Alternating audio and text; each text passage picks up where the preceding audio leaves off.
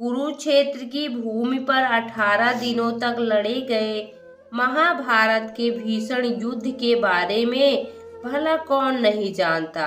इस युद्ध में सभी रिश्तों की बलि चढ़ा दी गई थी। फिर चाहे वह गुरु शिष्य का रिश्ता हो या भाई भाई का या चाचा भतीजे का। 18 दिनों तक निरंतर कुरुक्षेत्र की भूमि कौरव व पांडवों की सेना के रक्त से लाल हो गई थी।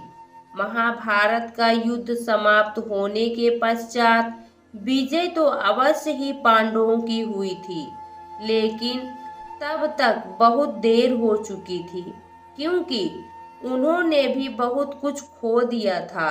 युद्ध समाप्ति के कुछ समय बाद जब सभी पांडव भगवान श्री कृष्ण के साथ बैठकर युद्ध के परिणामों व प्रभावों के बारे में चर्चा कर रहे थे, तब श्री कृष्ण ने उन्हें पश्चाताप करने को कहा।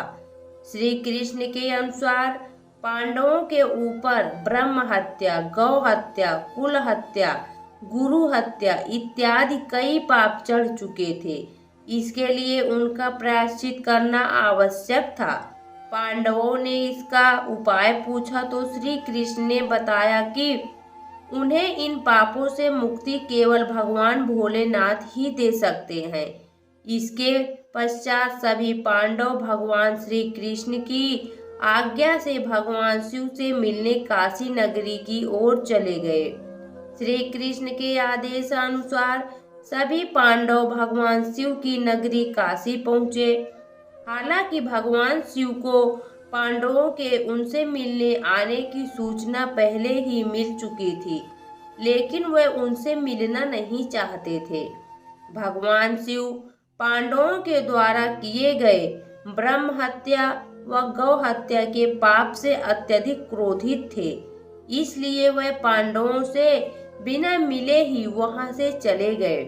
पांडवों ने काशी नगरी में भगवान शिव को हर जगह ढूंढा, लेकिन वे उन्हें नहीं मिले। इसके बाद सभी पांडव हिमालय की पहाड़ी पर बसे उत्तराखंड के गढ़वाल क्षेत्र में चले गए। भगवान शिव भी पांडवों से छुपकर यहीं आए थे। जब भगवान शिव ने पांडवों को अपने पीछे पीछे गढ़वाल क्षेत्र की ओर बढ़ते हुए देखा तो उन्होंने इसका एक उपाय निकाला। वहां पहाड़ों के बीच कई पशु घास के मैदान में घास चर रहे थे। भगवान शिव उन पशुओं के बीच में गए और बैल रूपी अवतार ले लिया, ताकि पांडव उन्हें पहचान न पाए।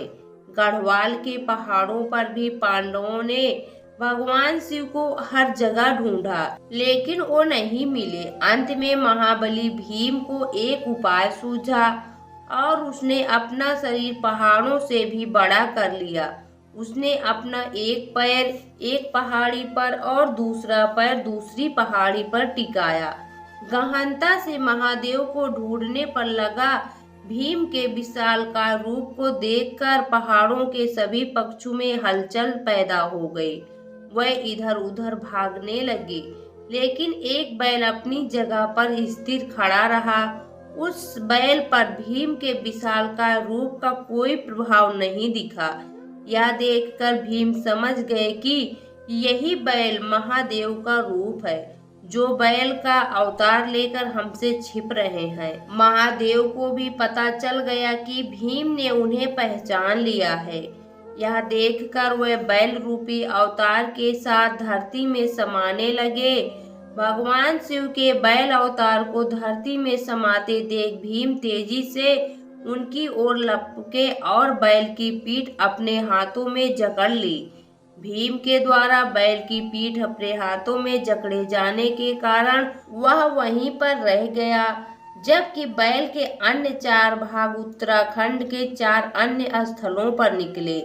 आज इन्हीं स्थलों पर 4 अन्य केदार हैं। इनमें भगवान शिव के बैल रूपी अवतार का मुख, रुद्रनाथ में भुजाएं, तुंगनाथ में नाभि, महेश्वर में व जटाएं कल्पेश्वर में प्रकट हुई थी।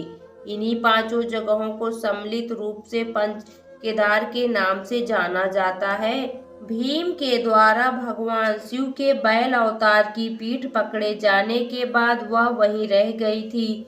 जब उन्हें बैल बाकी के 4 अंग 4 अन्य स्थानों पर प्रकट होने का ज्ञान हुआ, तब उन्होंने शिव की महिमा को समझ लिया।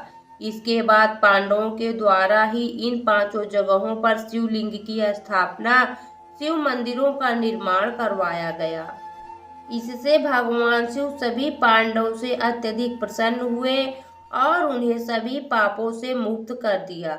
हालांकि इसके बाद पांडवों के पोते जन्मेजय ने केदारनाथ मंदिर के निर्माण को और आगे बढ़ाया और यहाँ आम लोगों को पूजा करने की अनुमति प्रदान की।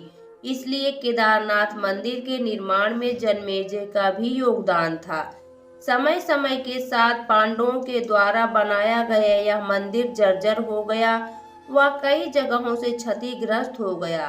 फिर जब भारत भूमि पर आदि शंकराचार्य ने जन्म लिया, तब उनके द्वारा संपूर्ण भारत भूमि की पैदल यात्रा की गई व चारों दिशाओं में 4 धाम की स्थापना की गई। तब आदि शंकराचार्य ने ही इस केदारनाथ मंदिर का पुनर्निर्माण करवाया था, जिसे आज हम देखते हैं। इसके बाद अपने जीवन के अंतिम समय में आदि शंकराचार्य ने इसी केदारनाथ मंदिर के पास ध्यान लगाया था व समाधि ले ली थी। उनकी समाधि आज भी केदारनाथ मंदिर के पास में ही स्थित है। फिर 10वीं से 13वीं शताब्दी के बीच कई भारतीय राजाओं ने मंदिर का जीर्णोद्धार करवाया था। दोस्तों, आपको यह पौराणिक कथा कैसी लगी कमेंट बॉक्स में ज़रूर बताएं। वीडियो को लाइक करें, शेयर करें और हमारे चैनल को सब्सक्राइब करना ना भूलें। वीडियो देखने के लिए आपका बहुत बहुत धन्यवाद।